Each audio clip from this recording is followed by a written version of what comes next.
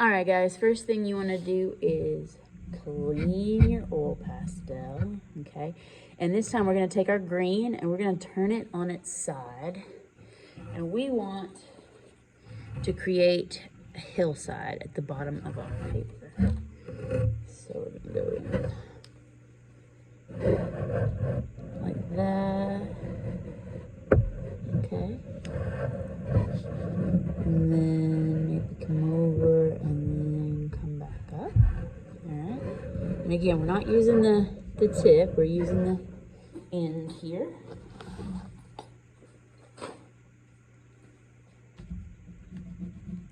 Alright, you want to hold your paper nice and steady so you don't get any rips and whoop tears, just like I did. You gotta pay a little bit more attention.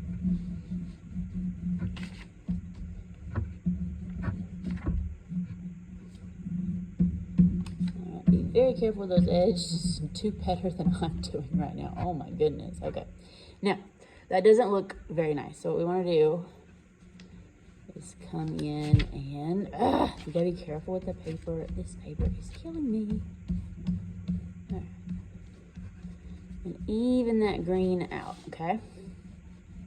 I'm gonna blend it in nicely. We don't want to have any blank spaces. We're supposed to have one color and we don't.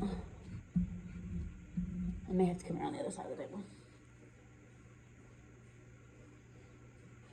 Alright. Come in like this. Oh, if I go down from this angle, it's way easier to get the edges without ripping up the paper. Yeah, okay. And then continue to blend. Now, on this construction paper background, it's not really made for blending on that paper, so you're gonna get these fibers from the paper. And that's okay, you can just rake them off. They just add a little texture to it, makes it look a little bit more like grass, so it's okay to leave them on too. All right, we wanna make sure that we have a good grasp of our paper and then blend that in. Okay, my next step is I'm gonna come in with my white, and if it's not super clean, we want to make sure that we clean it first, so that way we don't get any residue. We're also going to take this one onto its side. So I'm going to have this one kind of further up on the paper coming in. And I'm not going to blend out the white. I want to kind of leave it textured so that it looks more like a cloud. And how much you bear down, create some shadows. How much you bear down is up to you.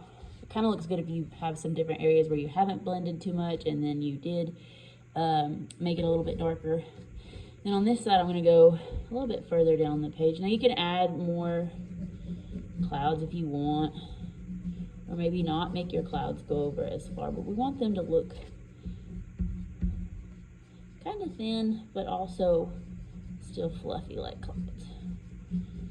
All right. I like to make the bottoms a little bit wider or thicker to make them have the illusion of depth. Okay, now I am going to come up with my white again and just do like that. You may actually want to come from this area down into the green area so that you don't get the spread of green, which is really hard to do. All right, and then on this side we also want to do that. You're welcome to make as many truffela trees and truffela tree trunks as you want, but I'm just gonna do two because that's easier. All right, I'm gonna get my red. I'm gonna make a circle. Okay, circle, circle, circle, circle, circle, circle, circle, circle.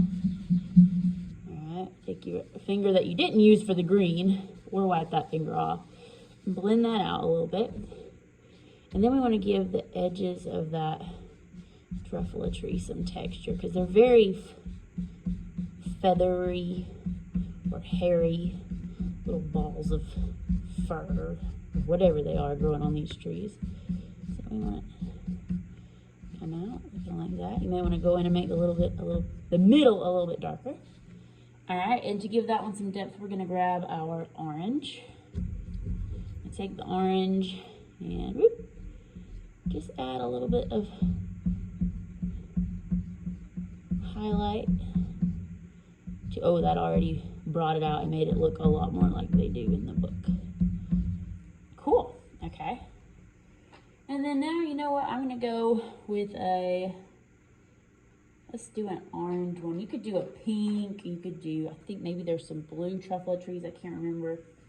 I think this time I'm going to have an orange truffle tree with some yellow highlight instead. So again, I'm going to make a circle. And then this one's on the white. So I got to be careful not to make it a tint of orange and blend in too much of that white. There we go.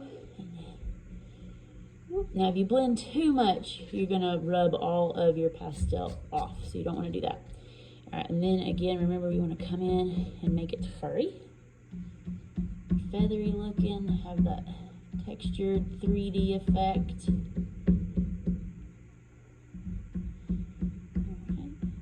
And I'm always holding my paper down with my other hand. Keeps it nice and steady. Okay, and then for that one, I'm going to use the yellow. Oh, the yellow, I'm going to have to bear down on pretty hard. I think the orange-red combo showed up better than the yellow and orange combo. But, you know, we're going to make it work. There we go. Last and final step, you want to take your black. And then truffle trees sort of have this weird trunk that's black and white mixed, kind of stripy. So instead of just doing it like that, I want to come in and actually make it look a bit more like bark and leave the edges a little bit not so straight. Okay. And my next one, I like to do the black on the very bottom. I think it gives it like a finishing touch, but you don't have to do that. There we go. And here is our Dr. Seuss truffle trees. If you want to add a couple more little ones like way off into the distance, you can. If you want to put one big fat one right in the middle, that's fine. Just be careful. I accidentally rubbed some of that red over here. It was probably on my hand. So just be careful what gets on your hands, because when you lay it down on the paper, it is going to stain it. So have fun.